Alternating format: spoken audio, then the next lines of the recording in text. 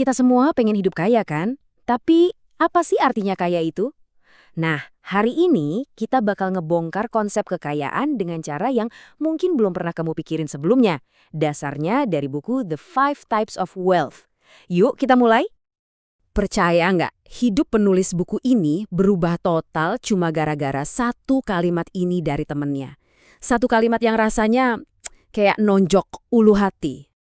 Kalimat itu bukan buat nyakitin hati loh, itu murni hitung-hitungan. Matematika yang sederhana tapi brutal. Gini perhitungannya, kalau umur orang tuanya rata-rata, mungkin sisa hidup mereka tinggal 15 tahun lagi. Dan karena si penulis ini cuma ketemu mereka setahun sekali, artinya ya tinggal 15 pertemuan lagi. Sebuah angka yang mengubah segalanya. Kesadaran yang bikin syok ini nunjukin satu masalah besar tentang gimana cara kita ngukur hidup. Kita sering banget ngerasa menang, padahal sebenarnya kita lagi jalan menuju kekalahan. Jadi gini, masyarakat tuh seolah-olah ngasih kita papan skor yang rusak. Papan skor yang cuma ngukur kekayaan dari duit. Kita diajarin kalau sukses dan bahagia itu sama dengan saldo rekening kita. Dan karena yang kita ukur cuma uang, semua tindakan kita jadi berputar di situ-situ aja. Papan skor ini penting banget, karena inilah yang nentuin cara kita mainin permainan hidup ini. Nah, ini yang bikin kita akhirnya ngejar kemenangan Pirik. Istilah ini datang dari Raja Piris di zaman Yunani kuno. Dia berhasil menang perang lawan Romawi, tapi kemenangannya itu makan korban banyak banget, sampai pasukannya hancur. Dia sampai bilang, sekali lagi menang kayak gini, kita bakal musnah. Dan inilah bentuk kemenangan Pirik di zaman sekarang. Kita sibuk menangin pertempuran-pertempuran kecil, gaji lebih gede, jabatan lebih tinggi, tapi kita nggak sadar kalau kita lagi kalah telak di perang yang lebih besar. Perang buat dapatin hidup yang seutuhnya. Waktu, hubungan, tujuan hidup, bahkan kesehatan kita, semua jadi korban. Oke, jadi kalau papan skor yang lama itu rusak. Terus gimana dong? Apa solusinya? Gimana caranya kita bisa pastiin kita menangin perangnya, bukan cuma pertempuran kecilnya? Jawabannya adalah, ya, kita benerin papan skornya. Kita butuh cara baru buat mengukur kekayaan yang lebih lengkap. Karena kalau kita ubah cara kita mengukur, kita bakal mengubah cara kita hidup. Yuk kita mulai dari aset yang paling nggak bisa digantiin, kekayaan waktu. Ini bukan cuma soal punya waktu luang ya, tapi punya kendali penuh atas waktu itu. Coba bayangin kebebasan buat nentuin sepenuhnya gimana, di mana, dan sama siapa kamu mau habisin setiap menit berharga dalam hidupmu. Selanjutnya, ada kekayaan sosial. Soalnya, waktu bebas juga bakal terasa kosong kan kalau nggak ada orang buat berbagi? Ini soal dalamnya hubungan kita. Jaringan cinta, keluarga, dan persahabatan yang jadi jaring pengaman kita pas kita jatuh, dan jadi sumber tawa pas kita bahagia. Lalu ada kekayaan mental. Di tengah dunia yang super berisik ini, kekayaan mental itu artinya kita sengaja nyiptain ruang buat mikir, belajar, dan tumbuh. Ini komitmen buat terus penasaran, ngejar tujuan yang berarti, dan mastiin pikiran kita jadi aset yang tajam, bukan beban yang capek.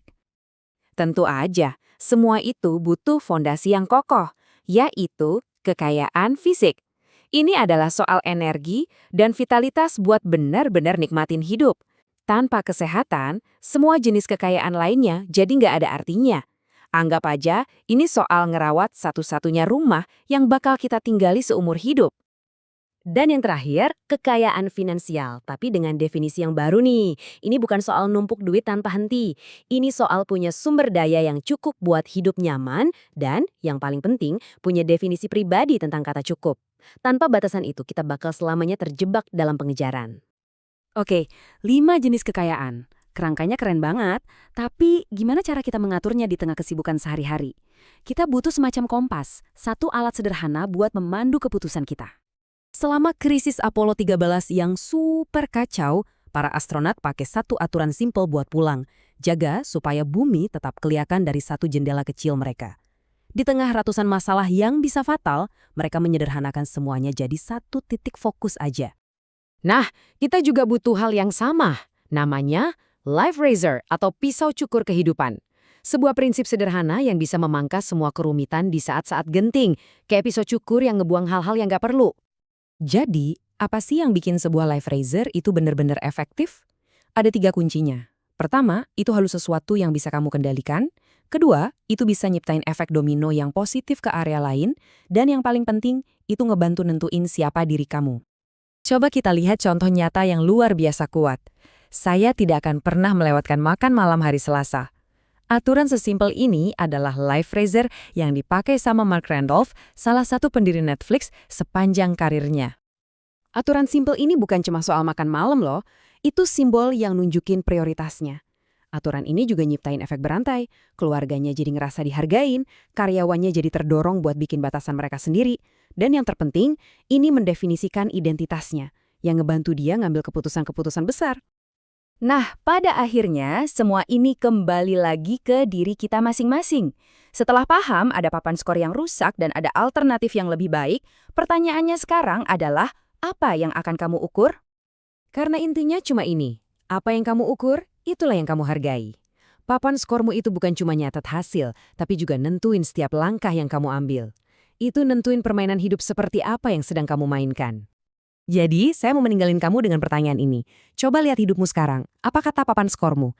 Apakah permainan yang sedang kamu mainkan sekarang adalah permainan yang benar-benar ingin kamu menangkan?